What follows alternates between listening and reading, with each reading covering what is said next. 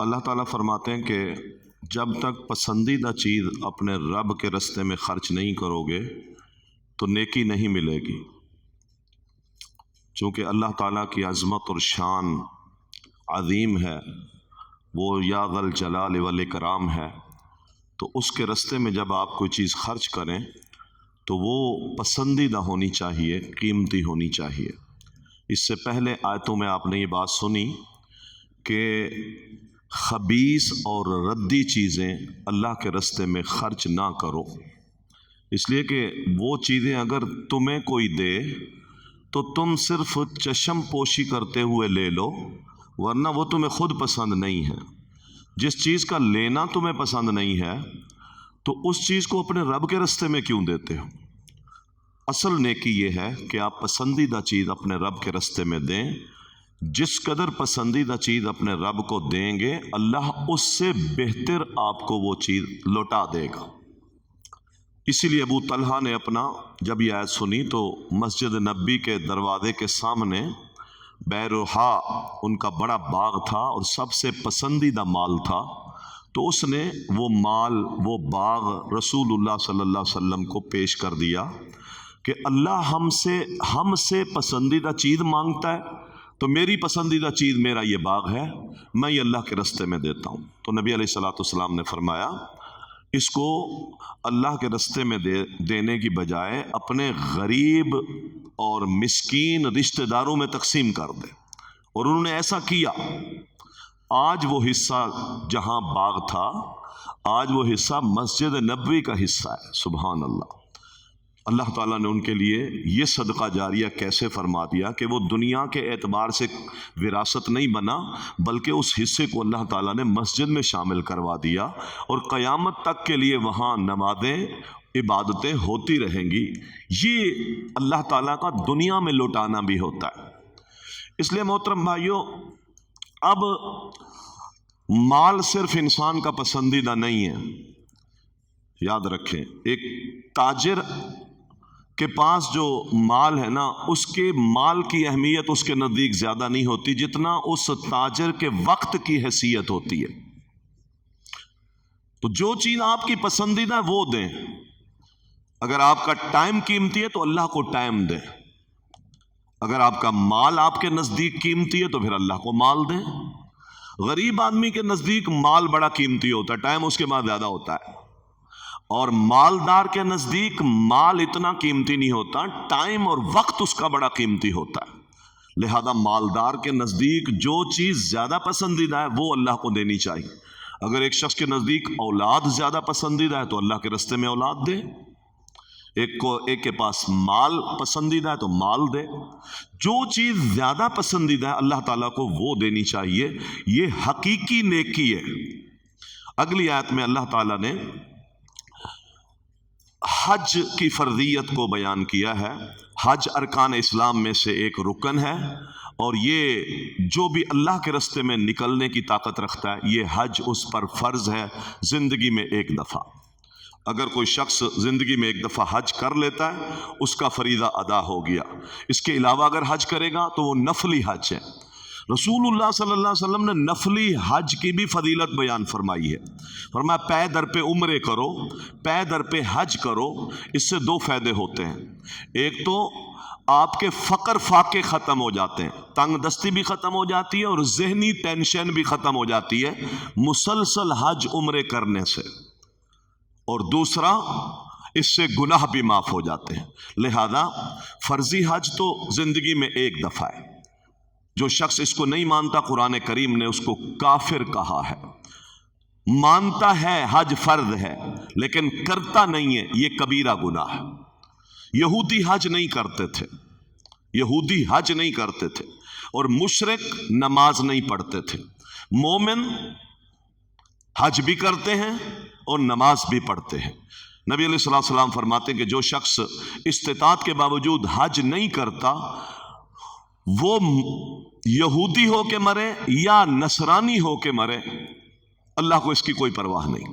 تو اس سے پتہ چلتا ہے کہ حج فرض ہے. ہاں، چھوٹا بچہ اگر کوئی حج کرتا ہے جب وہ نابالغ ہے یا بچی، ماں باپ کی سرپرستی میں. جب وہ بچہ جوان ہوگا اس پر دوبارہ وہ فریضہ لاگو ہو جائے گا. اس کے بچپن کا حج وہ نفلی حج ہوگا، اس کا اجر ماں باپ کو ملتا ہے. نبی اسلام سے پوچھا ایک عورت نے کہ بچہ اٹھا کے لائی، فرمایا الہذا حج، اللہ کے نبی صلی اللہ علیہ وسلم اس پر بھی حج ہے؟ فرمایا جی ہاں اس پر حج ہے، لیکن والا کے اجر، اس کا اجر تمہیں ملے گا. تو اس سے پتہ چلتا ہے کہ نابالغ اولاد جو خیر کے کام کر رہی ہوتی ہے اس کا بھی ٹوٹل اجر ماں باپ کو ملتا ہے. تو حج چھوٹا بچہ جب کر لے تو جوان ہونے کے بعد وہ دوبارہ حج کرے گا، اس پر فریضہ ابھی باقی ہے. اللہ تعالیٰ نے اس حج کا تذکرہ کیا اور بیت اللہ میں مقام ابراہیم ہے، فرما جو اس میں داخل ہو جاتا ہے بیت اللہ میں وہ امن میں آ جاتا ہے. سورۃ آل عمران میں پھر اللہ تعالیٰ نے اگلی آیتوں میں آپس میں اتحاد اور اتفاق اور ایک دوسرے سے مل جل کر رہنے کی تلقین کی ہے. اللہ کی رسی کو تھامے رکھو اور فرقوں میں نہ بٹو. یہ خاندانی اعتبار سے بھی اور مسلم معاشرے کے اعتبار سے بھی ہم سب کے لیے ضروری ہے. اس سے بڑی برکتیں نازل ہوتی ہیں جب بندہ اتحاد اور اتفاق کے ساتھ رہتا ہے. ہم گھر میں 4-6 لوگ ہوتے ہیں، آپس میں نہیں بنتی، بھائیوں کی آپس نہیں بھی بنتی، ماں باپ موجود ہوتے ہیں ایک دوسرے سے لڑ رہے ہوتے ہیں. اس سے برکتیں ختم ہو جاتی ہیں. کٹھے کھانا کھانے پر صحابہ سے نے پوچھا اللہ کے رسول ہم الگ الگ بیٹھ کے کھانا کھاتے ہیں اور پیٹ نہیں بھرتے. فرمایا شاید تم الگ الگ کھاتے ہو؟ فرمایا ہاں. فرمایا یہ اس وجہ سے ہے، کٹھے کھایا کرو. تو یہ چھوٹی سی بات ہے، ایک کھانے میں بے برکتی ہو جاتی ہے. ہمارے آج رخ الگ الگ ہیں، دل الگ الگ ہیں. مسلم معاشرے آج پھٹے ہوئے. اللہ تعالیٰ کہتا ہے نہیں، تمہاری ہوا اکھڑ جائے گی، تمہاری حیثیت ختم ہو جائے گی اور تم پھسل جاؤ گے. نبی علیہ الصلوۃ والسلام نے آپس میں لڑائی کو، آپس میں دوری، 3 دن سے زیادہ نہ چاکی، نبی علیہ الصلوۃ والسلام نے فرمایا حرام ہے کسی مسلمان کے لیے کہ وہ ایک دوسرے سے 3 دن سے زیادہ کلام چھوڑ دے. تو یہ ساری اتحاد اور اتفاق کی برکتیں ہیں. آج بھی جو معاشرے، جو خاندان، جو قومیں، جو قبیلے، جو فیملیاں کٹھے رہتے ہیں، مل جل کے رہتے ہیں، ایک دوسرے کے معاملات میں ایک دوسرے کی خیر خواہی کرتے ہیں، ان کے اموال میں، ان کی اولادوں میں، ان کے کاروبار میں بے شمار برکتیں، بے شمار برکتیں.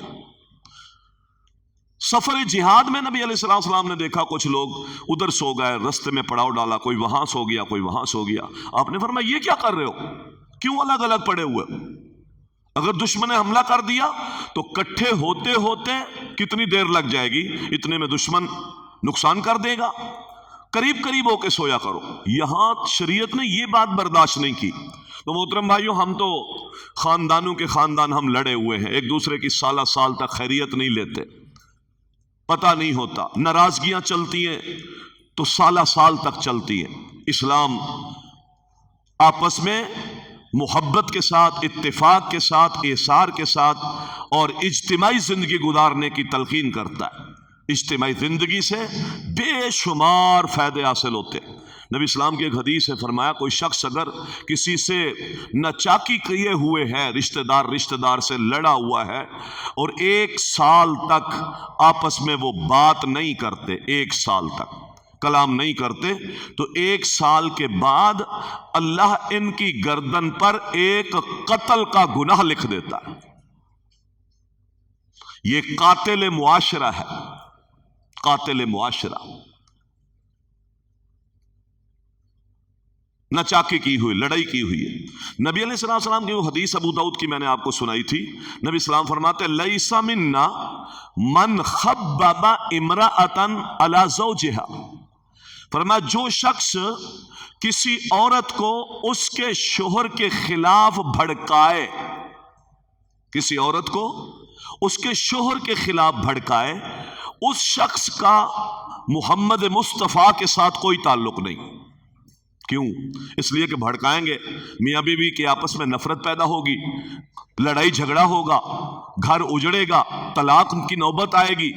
نفرت پھیلا رہا ہے، نفرت پھیلا رہا ہے. اس لیے جھوٹ جیسے عمل کو، صلح میں جھوٹ جیسے عمل کو بھی جائز قرار دیا۔ مجھے یہ بھائی ملتا ہے، یہ لڑا ہوا اس بھائی سے، میں اس سے کہتا ہوں کہ بھائی صلح کر لے، یہ بہت برا بھلا کہتا ہے، لیکن میں اس کو آ کے کہتا ہوں وہ آپ کے بارے خیر کے جملے کہہ رہا تھا، تو یہ میرا رخ بدل کے بات کرنا بھی جائز ہے۔ کیوں؟ تاکہ لڑائی پھیلنے کی بجائے آپس میں محبت پھیل جائے۔ ہمیں تو یہ کوشش کرنی چاہیے۔ اسلام اس حد تک اور نماز ہمیں یہی سکھا رہی ہوتی ہے، قدم کے ساتھ قدم ملا کے ہم کھڑے ہوتے ہیں۔ نبی اسلام فرماتے ہیں پاؤں کے ساتھ پاؤں ملاؤ، کندھے کے ساتھ کندھا برابر کرو، مل کر کھڑے ہو، درمیان میں خلا نہ چھوڑو، ورنہ اللہ تمہارے دلوں کے درمیان نفرتیں ڈال دے گا۔ یہاں جماعت میں کھڑے ہونے کا ایک سبق یہ بھی دیا جا رہا ہے کہ آپ کے دل میں اپنے بھائی کی محبت پیدا ہو جائے۔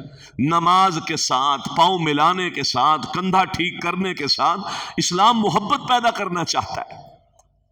تو یہ اسلام کا ایک مزاج ہے محترم بھائیوں۔ اسی وجہ سے نبی علیہ الصلوۃ والسلام نے اپنے ساتھیوں سے کہہ رکھا تھا کہ کوئی شخص بھی میرے سامنے اپنے کسی بھائی کی شکایت نہ کیا کرے۔ کیوں؟ شکایت جب ہوگی تو دل کے اندر جس کی شکایت ہوتی ہے اس کی نفرت بیٹھنا شروع ہو جاتی ہے، اچھا اس نے یہ کر دیا، اس نے یہ کر دیا۔ اور نبی علیہ الصلوۃ والسلام تو سالار ہیں، اب ان کے سامنے جب کارکنوں کی، اپنے صحابہ کی کوئی شکایت کرے گا تو دل کے اندر لا محالہ ایک فطرتی چیز ہے انسان میں نفرت۔ آپ نے فرمایا میں نہیں چاہتا کہ میرا سینہ کسی کے بارے میلا ہو، میں چاہتا ہوں انا سلیم الصدر کہ میرا سینہ ہر شخص کے بارے میں سلیم ہو۔ اللہ اکبر، یہ ہمارا اسلام ہے، یہ ہمارا مزاج ہے۔ اللہ تعالیٰ نے اگلی آیتوں میں امر بالمعروف کا حکم دیا، نہی عن المنکر کا حکم دیا۔ محترم بھائیو، یہ عظیم کام ہے، ہم میں سے ہر شخص کر سکتا ہے۔ یہ اتنا عظیم کام ہے، اس کی وجہ سے اللہ تعالیٰ دعائیں قبول کرتا ہے۔ آپ کے گھر میں بچے ہیں، وہ غیر شرعی بات کر رہے ہیں، آپ اس کو منع کر دیں، بیٹا نہیں کریں، آپ پر اجر ثابت ہو گیا۔ بیوی کو آپ نے کچھ کہہ دیا، بیوی نے شوہر کو آپ سمجھا دیا۔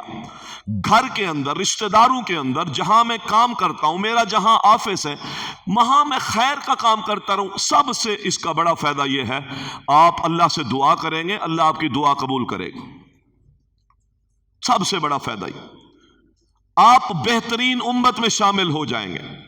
آپ نے دین کی دعوت دے دی، اور امر بالمعروف کرنے سے آپ میرے جسم میں 360 جوڑ ہے۔ کتنا؟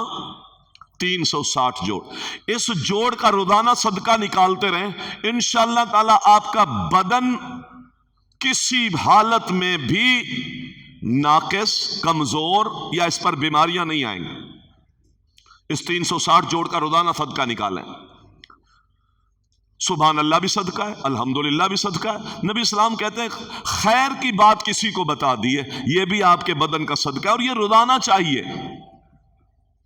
دعا بھی قبول ہو رہی ہے اور آپ کے بدن کا صدقہ بھی نکل رہا ہے، اجر بھی مل رہا ہے۔ خیر کا کام، بھلائی کے کام کا حکم دیتے رہیں، برائی سے روکتے رہیں، محبت کے ساتھ، سختی کے ساتھ، غصے کے ساتھ۔ ہمارا اسلام کہتا ہے آپ کا اجر ثابت ہو گیا، آپ غصہ کیوں کر رہے ہو؟ غصہ نہ کریں، دعوت میں غصہ نہیں ہے، محبت سے دعوت دے۔ ایک دوسرے ابو داؤد کی حدیث ہے، نبی اسلام فرماتے ہیں جو شخص برے کاموں سے روکتا رہتا ہے، جو شخص برے کاموں سے روکتا رہتا ہے، اگر کبھی اس جگہ سے وہ چلا جاتا ہے، اس جگہ سے وہ چلا جاتا ہے، پھر وہ پیچھے برا کام ہوتا ہے، تو اللہ تعالیٰ اس شخص کو ان لوگوں میں شامل نہیں کرے گا۔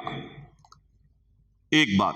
دوسری بات یہ ہے کہ جو شخص نیکی کا حکم دیتا رہتا ہے، نیکی کا حکم، اب وہ غائب ہے، اور جہاں نیکی کا حکم دیتا تھا وہاں نیکی ہو رہی ہے، جتنا نیکی ہوتی رہے گی اللہ اس کو بھی اس نیکی میں شامل رکھے گا، اس لیے کہ نیکی کا حکم دیتا تھا۔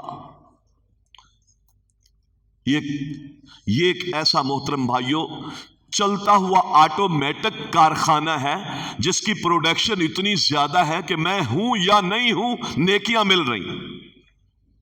بھلائی کے لیے، امر بالمعروف کے لیے آپ نے مسجد بنا دی، امر بالمعروف کے لیے آپ نے ایک قاری کی تنخواہ مقرر کر دی، آپ کے چند ٹکے خرچ ہو رہے ہیں لیکن وہ روزانہ دعائیں سکھا رہا ہے، بچوں کو اچھے کام سکھا رہا ہے۔ یہ وہ کارخانہ ہے جس کا مجھے احساس نہیں ہو رہا، میں تو مہینے کے بعد یہ دے دیتا ہوں، میں نے تو ایک پلاٹ لے کے دے دیا، میں نے ایک مسجد کھڑی کر دی، آپ کو اور مجھے اس کا اندازہ ہی نہیں ہے کہ کتنا بڑا یہ کارخانہ اور یہ فیکٹری آخرت کے ذخیرے کی میں نے لگا دی۔ یہ بھی امر بالمعروف کا حصہ ہے، برائی سے روکنا۔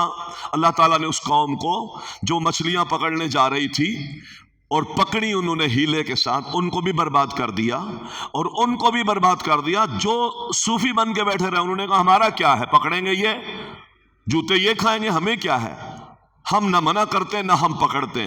اللہ نے ان کو بھی ان کے ساتھ برباد کر دیا۔ بچے کون؟ جن لوگوں نے جانے والوں کو منع کیا تھا کہ اللہ کی نافرمانی ایسا نہ کرو۔ اس سے پتہ چلتا ہے کہ امر بالمعروف اور نہی عن المنکر، برائی سے روکنے کی وجہ سے جب کوئی اللہ تعالیٰ کی طرف سے عذاب، پکڑ، آزمائشیں آتی ہیں تو اللہ ایسے لوگوں کو محفوظ کر دیتا ہے۔ اس لیے اللہ تعالیٰ فرماتے ہیں تم بہترین امت ہو اس لیے کہ یہ تم کام کرتے ہو۔ اس کے بعد اللہ تعالیٰ نے کچھ یہودیوں کا تذکرہ کیا ہے، یہودیوں کے تعصب کا تذکرہ کیا ہے۔ یاد رکھیں دنیا میں بدترین قوم، قرآن کے حکم کے باموجب بدترین قوم، ذلیل ترین رسوا قوم، دنیا میں سب سے زیادہ اسلام کی دشمن قوم یہودی قوم ہے۔ اشد الناس عداوۃ للذین آمنوا الیہود، حالانکہ ایک ملت کو ماننے والے ہیں۔ مشرک تو اللہ کی توحید کا منکر ہے، یہ توحید کو بھی مانتے ہیں، لیکن اللہ کہتا ہے بدترین اسلام ایمان کے دشمن کون ہے؟ یہودی۔ اور میں مسلمانوں کے کسی خیر کے معاملے میں یہ خوش نہیں ہوتے، مسلمانوں کی کسی آزمائش پر یہ خوش ہوتے ہیں، اور اگر کوئی خیر مل جائے تو اپنی انگلیاں غصے سے چباتے ہیں۔ ایک بات اچھا، ان کی جو کتاب کی تعلیم ہے، مثلا ان کی کتاب ایک فقہ کی تلمود ایک کتاب ہے، فقہ کی کتاب ہے، قانون کی کتاب ہے، اصول کی کتاب ہے، اس کی آپ پوری تعلیم دیکھ لیں، اس میں یہ بات واضح سارے یہودیوں کو سکھائی جاتی ہے کہ اس دنیا میں سب سے اعلیٰ سپیریئر کون ہے؟ یہودی ہے، عزت کا حقدار یہودی ہے۔ یہودی نہ ہوتا تو سورج نہ ہوتا، یہودی نہ ہوتا تو آسمان سے بارش نہ ہوتی، حتیٰ کہ ان کو یہ بات سکھائی گئی کہ یہودی فرشتوں سے بھی افضل ہے، اور جو غیر یہودی ہے، غیر یہودی سے مراد یہ عرب کو سمجھتے تھے، جو غیر یہودی ہے یہ باڑے میں جس طرح گدھے، گھوڑے یا جنگل میں جیسے خنزیر کی حیثیت ہے، جو یہودی نہیں ہے ان کی اسی طرح حیثیت ہے۔ یہ ان کی کتاب سکھاتی ہے۔ کہتے ہیں متشدد مسلمان، ان کا قرآن ان کو تشدد سکھاتا ہے، ان کا نبی لڑائی سے کیا واسطہ؟ جی نبیوں کا لڑائی سے کیا واسطہ؟ ہمارا قرآن تو اگلی آیتوں میں ہمارے نبی کے بارے کیا کہہ رہا ہے؟ فَبِمَا رَحْمَةٍ مِّنَ اللَّهِ لِنْتَ لَهُمْ، آپ تو اللہ کی رحمت سے نرم دل ہیں، آپ تو لوگوں کو معاف کرتے ہیں۔ اس سے اگلی آیتوں میں اللہ تعالیٰ نے واضح کہا لوگوں نیکی کے کاموں کی طرف سبقت کرو، غصے کو تھوڑا کر دو، غصہ پی جاؤ، لوگوں کو معاف کر دو، بھلائی کے کاموں میں ایک دوسرے کا مقابلہ کرو۔ کس نے یہ خیر کا کام کیا میں وہ کروں گا، یہ مقابلے جائز ہیں۔ ہمارا اسلام تو معاف کرنے کی، غصہ پی جانے کی، درگزر کرنے کی، نبی صلی اللہ علیہ وسلم کے بارے میں رحم، محبت، اثار، یہ چیزیں بتلاتا ہے۔ اور ان کی یہودیت کی کتابیں، ان کے قانون کی کتابیں کیا کہتی ہیں؟ چھوٹا موٹا سود یہودیوں کا آپس میں جائز ہے، باقی جتنا بڑے بڑے سود کی لانتے ہیں اس میں غیر یہودیوں کو جتنا پھنسا سکتے ہو پھنساؤ۔ یہ ان کی تعلیم ہے، یعنی وہ ہمیں سود کی مصیبتوں میں پھنسانا چاہتے ہیں۔ وہ کہتے ہیں یہ ساری زمین، اس زمین پر جتنے نظام ہیں ان نظاموں کی حکمرانی یہودیوں کا حق تھا، یہ ہم سے چھینی گئی ہے۔ انتظار کر رہے ہیں کہ بنی اسرائیل سے ایک شخص آئے گا جو ہمارا مسیحا ہوگا، ہم اس کے ساتھ مل کر زمین کے سارے قانون چھین لیں گے۔ اور وہ مسیحا کون ہے جس کا انتظار کر رہے ہیں؟ وہ دجال ہے۔ آئیے انتظار کر رہے ہیں، اللہ تعالیٰ نے یہ ساری باتیں ان میں بیان کی. ہاں البتہ کچھ لوگ یہودیوں سے نکل کر مسلمان ہو گئے. اللہ نے ان کی تعریفیں کی. یہودیت میں تھے تو کیا پڑھتے تھے؟ تہجد پڑھتے تھے، رات کو قرآن کی تلاوت کرتے تھے. اللہ نے ان کی تہجد کو بیان کیا. محترم بھائیوں، یہ تہجد عظیم عمل ہے جو آپ کر رہے ہیں. یہ تہجد عظیم عمل نیک لوگوں کی علامت ہے. یہ تہجد، اس تہجد سے اللہ تعالیٰ آپ کے گفتگو کو، آپ کی صلاحیتوں کو مضبوط کرتا ہے. نبی علیہ السلام یہی وجہ ہے کہ رمضان اور غیر رمضان میں آپ صلی اللہ علیہ وسلم تہجد نہیں چھوڑتے تھے. تو یہودیوں میں ایسے لوگ بھی ہیں جو مسلمان ہوئے اور انہوں نے وہ بھی وہاں بھی تہجد پڑھتے تھے، یہاں بھی تہجد پڑھتے. اللہ نے ان یہودیوں کی جو مسلمان ہو گئے ان کی تعریف کی ہے اور عمل کیا بیان کیا ہے؟ تہجد. فَإِنَّهُ دَأْبُ الصَّالِحِينَ، جتنے صالح لوگ ہیں ان کی خصلت رہی ہے پچھلے اور پہلے سارے لوگوں میں، جو بھی نیک ہوتا تھا، صالح ہوتا تھا، وہ رات کو تہجد پڑھتا تھا. تو یہ تہجد کا اہتمام جو آپ اور ہم کر رہے ہیں یہ غیر رمضان میں بھی محترم بھائیوں جاری رہنا چاہیے. اللہ کی کتاب کو سننا، سنانا، اس وقت کو اللہ کے گھر میں خرچ کرنا، یہ عظیم سعادت کی بات ہے. اللہ تعالیٰ یہ ساری سعادتیں ہم سب کو نصیب فرمائے. وما علینا الا البلاغ.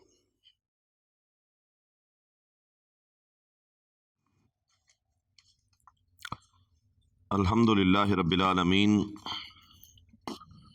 والصلاة والسلام على اشرف الانبیاء والمرسلین. اما بعد فاعوذ باللہ السمیع العلیم من الشیطان الرجیم. سورۃ آل عمران میں اللہ تبارک و تعالی نے خصوصی طور پر غزوہ بدر اور غزوہ احد کا تذکرہ بھی کیا ہے.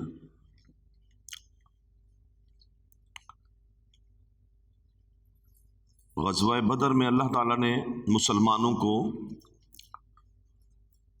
ایک بہت بڑی بشارت سنائی. مسلمان کمزور تھے، تعداد میں کم تھے، تو اللہ تعالیٰ فرماتے کہ ہم نے تمہاری وَلَقَدْ نَصَرَكُمُ اللَّهُ بِبَدْرٍ وَأَنْتُمْ أَذِلَّةٌ، تم کمزور تھے، ہم نے بدر میں تمہاری مدد فرمائی.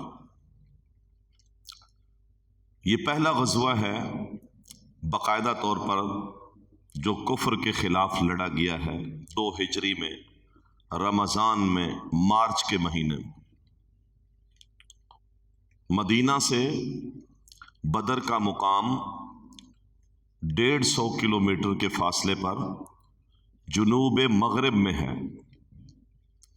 اس جگہ پر مسلمانوں نے یہ غزوہ لڑا اور مسلمان کمزور تھے، تعداد میں کم تھے، لیکن مخلص تھے، اخلاص کے ساتھ آئے تھے، سچائی کے ساتھ آئے تھے. اس سچائی کے عوض میں اللہ تعالیٰ نے مسلمانوں کی مدد فرمائی. اس سے پتہ چلتا ہے کہ جب انسان اپنے اللہ کے دین کے لیے مخلص ہوتا ہے، اسباب، ذرائع، قوت، طاقت اگر کمزور بھی کیوں نہ ہو تب بھی اللہ تعالیٰ انہیں کامیابی عطا فرماتا ہے. یہ بہت بڑی بات ہے کہ اللہ تعالیٰ نے 5000 فرشتوں کے ساتھ مسلمانوں کی مدد فرمائی. اللہ تعالیٰ کی نصرت کے دروازے کھلے اور اہل بدر پر اللہ تعالیٰ نے جھانک کر دیکھا. ان اللہ اطلع علی اہل بدر، بدر والوں پر جھانک کر دیکھا اور کہا کہ اعملوا ما شئتم انی قد غفرت لکم. فرمایا آج کے بعد تم جو چاہو عمل کرو، میں نے تمہیں بخش دیا ہے. یہ حقیقت میں وہ سچائی تھی، یہ وہ اخلاص تھا کہ اللہ تعالیٰ کے دین کے لیے وہ نکلے تھے. اب اللہ تعالیٰ بندے کو چیک کرتا ہے، امتحان لیتا ہے، اور انسان اگر سچائی کے ساتھ اپنے رب کا ہو جاتا ہے تو پھر سارے رستے اللہ تعالیٰ خود بناتا ہے. یہ قرآن کریم میں بے شمار اس طرح کے واقعات اللہ تعالیٰ نے بیان کیے. موسیٰ علیہ السلام کا تذکرہ، قوم ساتھ ہے، رستہ بند ہو گیا، سامنے دریا ہے، پیچھے لشکر آ گئے ہیں، اور قوم کہہ رہی ہے انا لمدرکون، ہم دھر لیے گئے، اب ہماری خیر نہیں ہے۔ لیکن اللہ کا پیغمبر کہتا ہے کلا، جو تم سمجھ رہے ہو ایسا ہو ہی نہیں سکتا، انما یا ربی، میرا رب میرے ساتھ ہے۔ توکل بھی مضبوط ہونا چاہیے، اخلاص بھی بھرپور ہونا چاہیے، آپ کبھی بھی ضائع نہیں ہوں گے، آپ کی کوشش، آپ کی محنت، آپ کی جد و جہد رنگ لائے گی۔ اور پھر اللہ تعالیٰ نے رستے بنا دیے وہاں بھی۔ یہاں مسلمان کمزور تھے، وہ دیکھ رہے تھے کہ سامنے لشکر بڑا ہے، ہم تھوڑے ہیں، لیکن دل کے اندر یہ تصور نہیں آیا کہ اے پیغمبر نے کہاں لا کر ہمیں کہاں مروا دیا، نہیں، کھڑے سچائی کے ساتھ تھے۔ تو اللہ تعالیٰ نے فرشتے نازل فرمائے، اور پانی کی کمی تھی تو بارش برسا دی۔ جس ریت کے ٹیلے، آج بھی وہاں اگر آپ جائیں، بدر کے ارد گرد ریت کے پہاڑ ہیں، تو اللہ تعالیٰ نے بارش برسا کر ان پہاڑوں کو، اس ریت کو جما دیا، مسلمانوں نے پانی بھر لیا۔ ذہنوں میں جو پریشانی تھی، خوف کی کیفیت، اللہ تعالیٰ نے اونگ نازل فرما دی، جو نیند کے قریب قریب حالت ہوتی ہے، اور اس اونگ کی وجہ سے ذہنی سکون ہو گیا۔ تو یہ سارے انعامات تھے جو اللہ تعالیٰ نے بدر میں بیان فرمائے کہ مسلمانوں تم کمزور تھے اور یہ ہماری نصرت اور مدد تھی۔ تو بدر میں 313 صحابہ، کفر کے مقابلے میں پہلا مارکا، اور پھر اس میں شکست فاش کافروں کو، ان کی رسول اللہ صلی اللہ علیہ وسلم نے بدر کے میدان میں یہ بات کہی تھی، فرمایا آج اہل مکہ نے اپنے جگر گوشے تمہارے حوالے کر دیے ہیں، یعنی مکہ کی پوری ایک کریم بدر کے میدان میں آ گئی ہے۔ اور نبی صلی اللہ علیہ وسلم نے جگہ بیان کی، یہ جگہ ہے یہاں ابو جہل کٹے گا، یہ جگہ ہے یہاں عتبہ کٹے گا، ایک ایک جگہ کا تعین کیا۔ اور پھر صحابی کہتے ہیں کہ جو جو نشان نبی علیہ السلام نے بیان کیے تھے اسی جگہ پر وہ کٹے ہوئے تھے۔ یہ اللہ تعالیٰ کی مدد، اپنے رب سے دوستی کرے، اصل مقصد یہاں یہ۔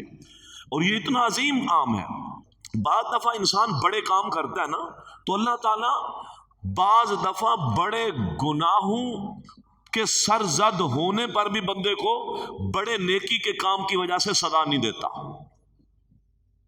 بات سمجھیں، بڑا کام کریں، بڑے سے بڑا کام کریں، اور کبھی انسان سے کوئی بڑا گناہ ہو جائے، بڑا گناہ ہو جائے، تو اللہ تعالیٰ اس بڑے کام کی، اس بڑی عبادت کے برکت کی وجہ سے اس بڑے گناہ پر بھی اللہ سزا نہیں دیتا۔ جیسے حاتب ابن ابی بلتہ نے جاسوسی کر دی، خط لکھا کافروں کو، نبی علیہ السلام کو بتا دیا گیا کہ خط لے کر جا رہا ہے، آپ کے حالات مکہ جا رہے ہیں۔ نبی السلام نے سیدنا علی کو بھیجا کہ جاؤ، مقام خوخا پر ایک عورت جا رہی ہے، اس کے پاس ایک خط ہے، لے کے آؤ۔ صحابہ نے اس کو پکڑا، اس نے اپنی گدی سے اس عورت نے خط لکھا، نکال کے دے دیا۔ وہ خط کس نے لکھا تھا؟ ایک سچے صحابی نے، دیندار صحیح مخلص صحابی نے لکھا تھا مکہ والوں۔ نبی اسلام نے کہا ایسا کیوں کیا؟ کہنے لگا اللہ کے رسول صلی اللہ علیہ وسلم، میں منافق نہیں ہوں، میں اسلام کا خیر خواہ ہوں، بس یہ ایک دنیاوی لالچ تھی، وہاں میرے بچے ہیں، یہاں میں ہوں مدینہ میں، مکہ میں میرے بچے ہیں، وہ کافر ان کے ساتھ کچھ اچھائیاں کر دیتے ہیں، اس کے عوض میں ان کو کوئی بات بتلا دیتا ہوں، تو میرے یہ لالچ ہے۔ اگرچہ یہ اسلام کی جاسوسی ہے، مسلمانوں کی جاسوسی ہے، بڑا گناہ تھا۔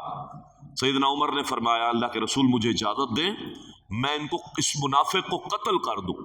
نبی علیہ الصلوۃ والسلام نے فرمایا عمر کیسے میں اس کو قتل کرنے کا حکم دے دوں، جبکہ یہ بدر والوں میں شامل تھا اور اللہ تعالیٰ نے بدر والوں کے گناہ ایڈوانس معاف کر دیے۔ اللہ اکبر۔ تو زندگی میں محترم بھائیوں، خیر کے بڑے کام اللہ تعالیٰ موقع دے تو کر گزرنے چاہیے۔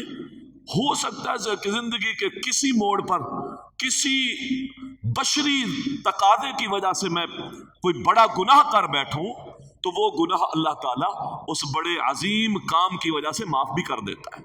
دیکھیں یہاں معاف کر، تو یہ واقعہ اللہ تعالیٰ نے بیان فرمایا، اور پھر آگے اللہ تعالیٰ فرماتے ہیں کہ نیکی کے کاموں میں مسابقہ کرو۔ ہمارے مقابلے ہوتے ہیں بڑے گھر، بڑی گاڑی۔ ہماری خواتین جب شادی بیاہوں میں، شادی حالوں میں جاتی ہے نا، وہاں وہ رشتہ داروں میں دیکھتی ہے وہ بڑی گاڑی پہ آئے، وہ اس گاڑی پہ آئے، ہم موٹر سائیکل پہ گئے یا ہم چھوٹی گاڑی پہ گئے۔ ہمارے مقابلے یہ ہوتے ہیں، اس نے اتنا سونا پہنا ہوا ہے، یہ ایسے کپڑے پہنتے ہیں، یہ ایسی رہائشوں میں رہتے ہیں، اور ہماری یعنی ہم دنیا کے سلسلوں کو اپنے مد نظر رکھ کر ہمارے مقابلے یہ ہوتے ہیں کہ میں اس سے بہتر بنوں۔ اللہ کہتا ہے نہیں، وَسَارِعُوا إِلَىٰ مَغْفِرَةٍ، مقابلہ، مسابقہ، دوڑ کس میں ہونی چاہیے؟ مغفرت کی طلب میں، جنت کو پانے میں، خیر کو حاصل کرنے میں تمہارے مقابلے ہونے چاہیے۔ اگر میں نے اپنے اولاد کو عالم بنا لیا تو اس پر آپ حسد کر سکتے ہیں کہ اس نے بنایا میں کیوں نہ بناؤں، یہ حسد جائز ہے، اس میں حسد بھی جائز ہے۔ ایک شخص قرآن پڑھتا ہے رات کی گھڑیوں میں، آپ حسد کر سکتے ہیں کہ یار ایسا اللہ مجھے بھی دے دے، میں بھی۔ اور ایک شخص کے پاس بڑی گاڑی ہے، بڑا گھر ہے، تو آپ یہ تمنا نہیں کر سکتے یا اللہ ایسا گھر مجھے بھی دے دے، یا اللہ ایسی گاڑی مجھے بھی دے دے، نہیں کر سکتے۔ لیکن خیر کا کام کوئی کرتا ہے تو آپ تمنا بھی کر سکتے ہیں، آپ حسد بھی کر سکتے ہیں۔ مثلا ایک شخص کہتا ہے یا اللہ ایسا گھر مجھے بھی دے دے، اب وہ گھر اس کے حق میں بہتر ہے، میرے حق میں بہتر نہیں ہے، میں خام خواہ مانگ رہا ہوں، اور اگر اللہ تعالیٰ نے میرے کہنے پر دے بھی دیا میرے لیے وہ مصیبت بن گیا۔ ایک شخص کی گاڑی اچھی ہے، میں کہتا ہوں یا اللہ ایسی گاڑی مجھے بھی دے دے، نہیں، یہ تمنا نہ کرو۔ وَلَا تَتَمَنَّوْا مَا فَضَّلَ اللَّهُ، اللہ تعالیٰ نے بعض کو بعض پر جو فضیلت دی ہے اس پر تمنا نہ کرو۔ اس کے حق میں وہ گھر بہتر ہے، اللہ نے اس کو دیا ہے۔ آپ اپنے رب سے کیا مانگے؟ یا اللہ مجھے اپنا فضل دے دے، یا اللہ ہمیں بھی اپنا فضل دے دے۔ اب جو فضل ہوگا، خیر ہوگی، وہ اللہ تعالیٰ دے دے گا۔ لہذا کسی چیز کو دیکھ کر کسی چیز کی فوراً تمنا کرنا یہ منع ہے، صرف دینی حوالے سے آپ تمنا کر سکتے ہیں۔ آپ کا اس کا بیٹا حافظ ہے، آپ بھی کہہ دیں یا اللہ ایک شخص کی بہو نیک ہے، دیندار ہے، یا اللہ ایسی بہو سب کو دے دے۔ ایک شخص کے اولاد نیک ہے، یا اللہ ایسی اولاد سب کو دے دے۔ مقصود نیکی ہو، مقصود خیر کا کام ہو تو آپ مقابلہ بھی کر سکتے۔ اور خیر کے کاموں میں مسابقے صحابہ یہ کرتے تھے، بہت کرتے تھے، مقابلہ ہی خیر کے کام میں کرتے تھے۔ میں اس سے آگے بڑھوں گا۔ سیدنا عمر تو ہمیشہ اس طاق میں رہتے تھے کہ میں ابو بکر رضی اللہ تعالیٰ عنہ سے آگے بڑھوں،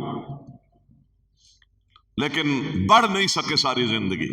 ابو بکر رضی اللہ تعالیٰ عنہ کو بھی اللہ تعالیٰ نے وہ صلاحیت دی تھی، وہ آدھا سامان لے کے آ گئے تبوک کے موقع پر۔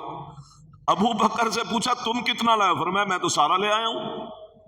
اللہ اکبر۔ عبداللہ بن مسعود قرآن پڑھ رہے تھے، نبی اسلام نے بتا دیا کہ جیسے جبرائیل قرآن پڑھتا ہے نا، مجھے آ کر بتاتا ہے، قرآن سناتا ہے، جس اسٹائل سے عبداللہ بن مسعود ویسا قرآن پڑھتا ہے رضی اللہ عنہ۔ اب یہ عبداللہ بن مسعود کے لیے خوشخبری کی بات تھی۔ سیدنا عمر کہتے ہیں میں نے کہا یہ خوشخبری میں عبداللہ بن مسعود کو جا کے سناؤں گا، یہ بھی نیکی ہے کسی مسلمان کو خوشخبری سنانا، کسی مسلمان پر خوشی کو داخل کرنا۔ وہ خوش نہیں ہے، آپ خوشی کو داخل کر رہے ہیں، بہت بڑا ثواب ہے، عظیم اجر ہے۔ رات کو کہتے ہیں میں ان کے دروازے پہ گیا، میں نے کہا، دروازہ بجایا، فرمایا کون؟ عمر۔ کون عمر؟ عمر بن الخطاب۔ فرمایا کیوں آئے ہو؟ اندر سے پوچھ رہے ہیں کیوں آئے ہو؟ فرمایا وہ آپ کو بتانے آیا ہوں کہ نبی اسلام نے آپ کے بارے میں یہ فرمایا کہ آپ کی قرت جبرائیل کی قرت کے ساتھ مشابہ ہے، بتانے آیا ہوں تاکہ آپ خوش ہو جاؤ، آپ کے لیے بشارت ہے۔ فرمایا چلے جاؤ، واپس سو جاؤ، گھر جا کے آپ سے پہلے ابو بکر مجھے بتا کے چلے گئے۔ اللہ اکبر، یہ ہے مسابقہ، یہ ہے خیر کا مقابلہ۔ تو محترم بھائیوں، ہم تو سچی بات ہے دنیا کے چند ٹکوں میں، لباس میں، گھروں میں، گارے مٹی کے مکان میں مقابلے کر رہے ہیں، یہ کوئی مقابلے نہیں ہے۔ بہن بیٹیوں میں بھی یہی حال ہے، تھوڑا سا کسی اپنے سے زیادہ مالدار خاتون کے ساتھ بیٹھ جائیں گے، ان کے نظام کو دیکھ لے گی، مایوس ہو کے آ جائے گی، جی دیکھیں جی لوگ کیسے رہ رہے ہیں اور ہماری حالت کیا ہے۔ تو دین دیکھنا چاہیے، دین میں مقابلہ کرنا چاہیے۔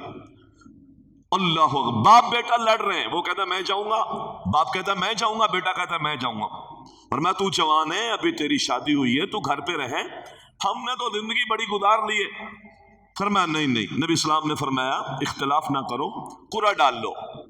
باپ بیٹا قرعہ ڈال رہے ہیں، وہ کہتا ہے جہاد پہ میں جاؤں گا، یہ کہتا ہے میں جاؤں۔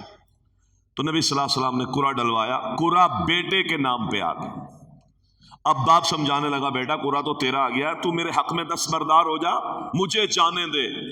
بیٹا باپ سے کہتا ہے ابا مسئلہ دنیا کا ہوتا، دنیا کے کسی کام کا ہوتا تو میں آپ کو ترجیح دے دیتا، یہاں مسئلہ جنت کا ہے، لہذا جنت کے معاملے میں آپ کو ترجیح نہیں دے سکتا، میں جاؤں گا۔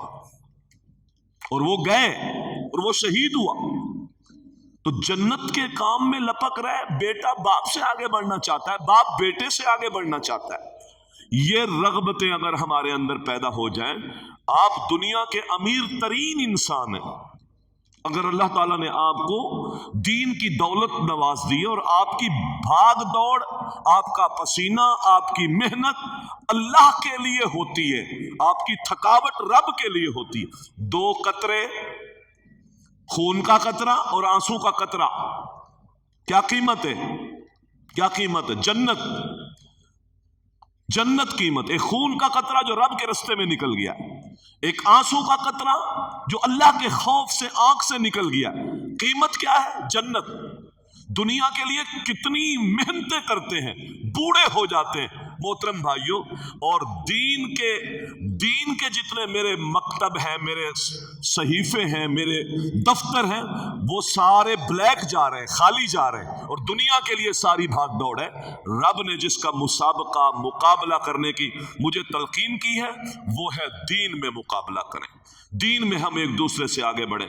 آخر میں اللہ تعالیٰ نے سورۃ نساء کے اندر ابتدائی آیتوں میں دو تین باتوں کا تذکرہ کیا۔ ایک بات تو یہ کہی کہ عورتوں کے ساتھ حسن سلوک کرو، یتیم بچوں کے ساتھ بھی حسن سلوک کرو۔ نبی اسلام کی ایک حدیث ہے، آپ نے فرمایا کہ سب سے عزت والا وہ ہے جو اعلیٰ اخلاق والا ہے، اور سب سے بہترین انسان وہ ہے جو اپنے گھر والوں کے لیے اچھا ہے۔ اللہ اکبر۔ گھر والوں کے لیے اچھا کا معنی اپنے بیوی بچوں کے لیے اچھا ہے۔ ہمارے ہاں اس کا برعکس کانسیپٹ ہے، ہم باہر با اخلاق ہوتے ہیں اور گھروں کے اندر ہمارا جو روب ہوتا ہے وہ ختم ہونے کو ہی نہیں آتا۔ بچے سہمے ہوئے ہیں، بیٹیاں سہمی ہوئی ہیں، بیٹے سہمے ہوئے ہیں، گھر والی سہمی ہوئی ہے، اور اتنا باروب بن کے رہتے ہیں۔ باہر ہم بہت با اخلاق ہیں۔ نبی اسلام نے فرمایا نہیں، خیرکم لأہلہ، تم میں سے سب سے بہترین وہ ہے جو اپنے گھر والوں کے لیے اچھا ہو۔ نبی علیہ الصلوۃ والسلام نے، صحیح بخاری میں آتا ہے، نبی علیہ الصلوۃ والسلام نے عورتوں کی مثال دی، کئی ساری عورتیں بیٹھ گئیں، ایک نے اپنے خاوند کی اور تعریف کی، ایک نے دوسری تعریف کی، وہ اپنے خامدوں کے تذکرے کرنے لگی، ایک نے اپنے خاوند کے بارے میں بڑی تعریفوں کے پل باندھ دیے۔ تو نبی علیہ السلام نے فرمایا عائشہ میں تیرے لیے اس طرح ہوں جس طرح اس عورت کا خاوند جس کی وہ تعریفیں کر رہی تھی، میں محمد تیرے لیے وہ ہوں، یعنی سب سے اعلیٰ اخلاق کا حامل تیرے سے۔ تو محترم بھائیو، اللہ تعالیٰ نے یہ بات بھی بیان فرمائی کہ اپنے گھر والوں کے ساتھ نیک رویہ اختیار کرو۔ پھر اس میں کچھ اللہ تعالیٰ نے وراثت کے تذکرے کیے ہیں، وراثت کا معاملات کو بھی بیان کیا ہے کہ جب انسان دنیا سے فوت ہو جاتا ہے تو فوت ہو جانے والے کا جو پہل مال ہے، اس میں سب سے پہلے اس کی تجہیز و تکفین ہوتی ہے، اس کا کفن دفن کا خرچہ نکلے گا اس کے مال سے۔ دوسرے نمبر پر اس کے قرضے کو ادا کیا جائے گا۔ تیسرے نمبر پر اس کی وصیت کو پورا کیا جائے گا۔ اگر اس نے وصیت نہیں کی تب بھی 1/3 اس کے حق میں اس کو صدقہ کر دیا جائے۔ یہ اس کے بعد اس کا جو مال ہے وہ اس کے وارثوں میں تقسیم کر دیا جائے۔ پھر اس وارثوں کے اللہ تعالیٰ نے اقسام بھی بیان کی ہے، بیوی کو کتنا ملے گا، بیٹی کو کتنا ملے گا، ایک بیٹی ہے تو کتنا ملے گا، 2 بیٹیاں ہیں تو کتنا ملے گا، بیٹیاں بیٹے دونوں ہیں تو پھر تقسیم کا کیا سلسلہ ہوگا، مرنے والے کے ماں کا کیا حصہ ہے، فوت ہو جانے والے کے باپ کا کیا حصہ ہے، شوہر کا بیوی کے مال سے کتنا حصہ ہے۔ یہ ساری باتیں بیان کر کے آخر میں اللہ تعالیٰ نے محرمات अबदिया का जिक्र किया है कि वो औरतें जो हमेशा के लिए मर्दों पर हराम है। क्या? बहन, माँ, वो सगी माँ हो या सौतेली माँ हो, बहन ये भी अबदी तौर पर इंसान के लिए हराम है। वो उसके साथ निकाह नहीं कर सकता, माँ के साथ निकाह नहीं कर सकता। माँ वो रज़ाई माँ हो या फिर वो हकीकी माँ हो, उससे के साथ निकाह नहीं हो सकता। ज़माना जहलियत में लोग सौतेली माँ के साथ निकाह कर लेते थे और उसको वर्षे के तौर पर इख्तियार कर लेते थे। इस्लाम ने कहा नहीं है, हमेशा के लिए हराम है। इंसान अपनी फूफी से निकाह नहीं कर सकता, इंसान अपनी खाला से निकाह नहीं कर सकता, इंसान अपनी भांजी से निकाह नहीं कर सकता, इंसान अपने भतीजी से निकाह नहीं कर सकता, इंसान अपनी दादी से निकाह नहीं कर सकता, नानी से निकाह नहीं कर सकता। इसी तरह अगर इंसान के पास उसके घर में बीवी मौजूद है तो साली से निकाह नहीं कर सकता। इसी तरह इंसान अपनी सगी बहू से निकाह नहीं कर सकता। जो सगा बेटा है उसका, यानी सुलभी बेटा है, उसकी बहू से निकाह नहीं कर सकता। इसी तरह इंसान अपनी सास से निकाह नहीं कर सकता। इसी तरह दो बहनों को एक साथ निकाह में नहीं रख सकता। इसी तरह रिश्ते में औरतें आपस में, एक भांजी है एक खाला है, उनको इकट्ठे निकाह में नहीं रख सकता। इसी तरह एक फूफी एक भतीजी है, इनको निकाह में एक साथ नहीं रख सकता। ये नस्बी रिश्ते हैं, अल्लाह ने हराम किए हैं। और इसी तरह ही दूध पीते रिश्ते भी इसी तरह हराम हो जाते हैं जिस तरह निकाह से रिश्ते हराम होते हैं। ये अबदी मुहर्रमात हैं, इनका अल्लाह ताला ने तज़किरा किया है। अल्लाह से दुआ है अल्लाह ताला हम सबको दीन समझने और उस पर अमल पैरा होने की तौफीक अता फरमाए। वमा अलैना इल्ला